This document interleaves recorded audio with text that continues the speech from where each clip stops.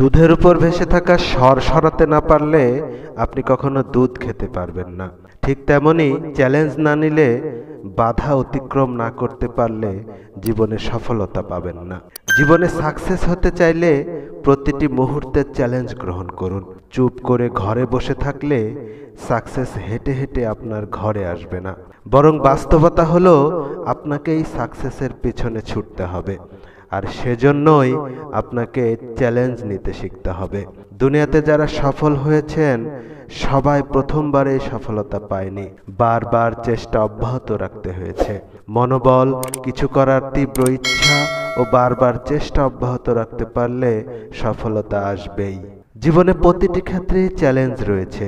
Henry Ford যখন 8টি সিলিন্ডারের একটি ইঞ্জিন তৈরির জন্য তার ইঞ্জিনিয়ারদের বললেন, তখন সবাই মনে করলো হেনরি পাগল হয়ে গেছে।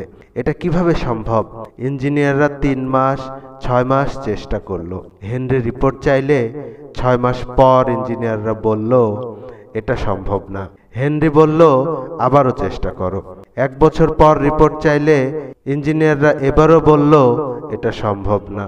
তখন হেনরি বলল আমার এটা চাই। অবশেষে কঠোর পরিশ্রমের ফলে সফলতাও আসলো। চ্যালেঞ্জ গ্রহণ না করলে, বিপদের সম্মুখীন না হলে কেউ কিছু শিখে না।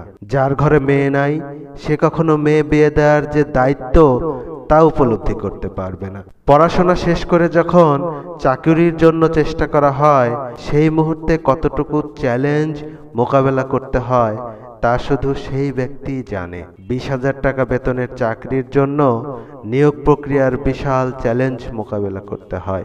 এভাবে যত বেতন বাড়তে থাকে, রেসপন্সিবিলিটি, চ্যালেঞ্জেসও বাড়তে থাকে। জীবনে যত বাধা সমস্যা আছে সেটা দুধের মধ্যে যে স্বর বা প্রলেপ পড়ে তার মতো। দুধ খাওয়ার সময় বারবার মুখের সামনে চলে আসে। স্বর মুখের সামনে আসায় কেউ তো দুধ খাওয়া ছেড়ে দেয় না, ফু দিয়ে সরিয়ে দুধ খায়, অথবা স্বরকে আগে খেয়ে তারপর দুধ খায়। এখন কেউ যদি কান্নাকাটি করে যে স্বর কেন সামনে আসছে, তাহলে সে কখনো দুধ খেতে পারবে? পারবে না। ঠিক তেমনি কোনো কাজ করতে চাইলে বাধা আসবেই। সেই বাধা অতিক্রম করতে শিখতে হবে, তবেই সফলতা আসবে। বাধা আসবে মনে করে কাজ করা ছেড়ে দিলে সফলতা আসবে না।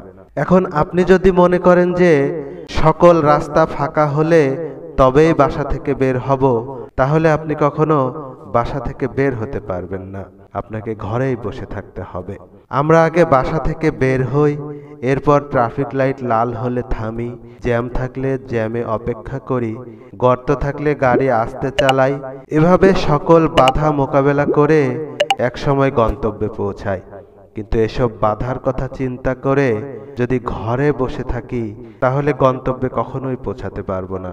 তাই চ্যালেঞ্জ, বাধা এগুলো অতিক্রম করার মনোবল থাকতে হবে, তবেই সফলতা সম্ভব।